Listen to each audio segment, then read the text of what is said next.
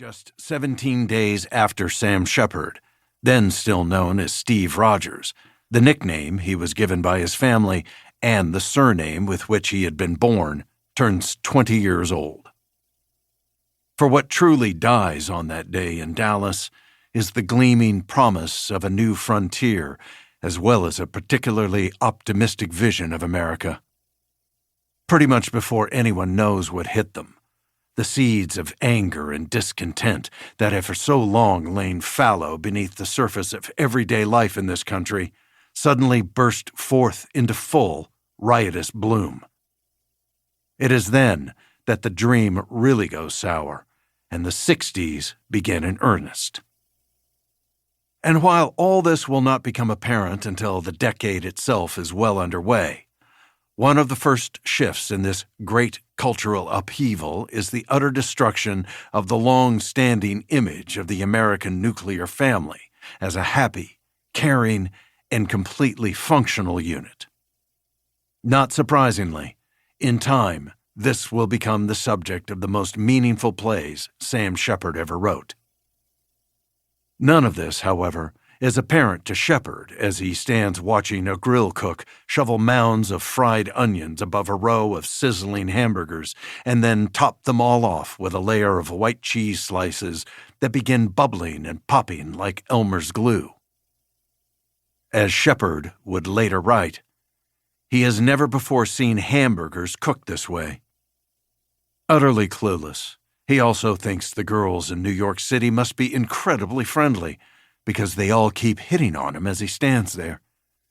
In fact, they are working for a living and want him only to pay for their services with money he does not have. Dead broke and hungry, Shepard remembers the advice he was given by another actor in the troupe about the easiest way to make quick money in New York. Heading down the street, he sees a big white sign in a storefront window with red letters reading, "Give a pint of blood, get $5 cash." At the top of a flight of stairs that smells like garbage, with an iron handrail that sticks to his fingers, he finds a woman in a white uniform who looks like a nurse sitting behind a wooden desk in a little office. After he has filled out a form, she takes him into a back room and sits him down on a metal chair behind a green plastic curtain. Tying off a vein in his left arm with a thin rubber hose, she slowly fills her syringe with his blood. Having completed her work without ever once looking him in the eye, she hands him $5. He then goes right back down the stairs and walks inside the White Castle.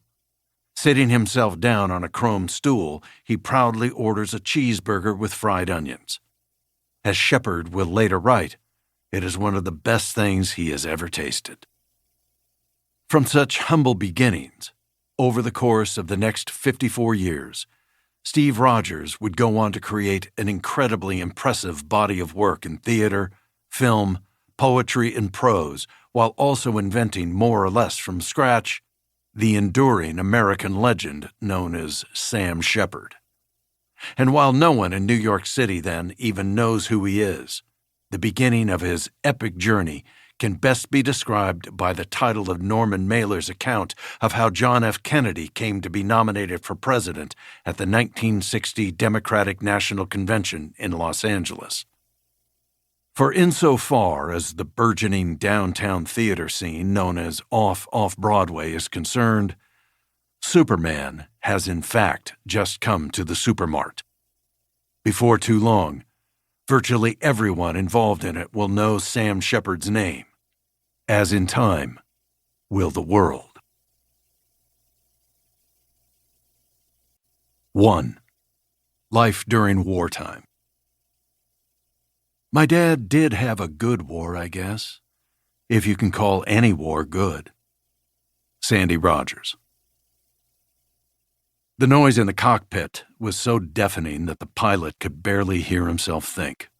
Although First Lieutenant Samuel Shepard Rogers, who would come to haunt his son Sam Shepard's life as well as much of his work, had been born and raised on a farm in rural Illinois and had never worked in a steel mill or a foundry, he discovered that being inside the cockpit of a B-24 Liberator was much like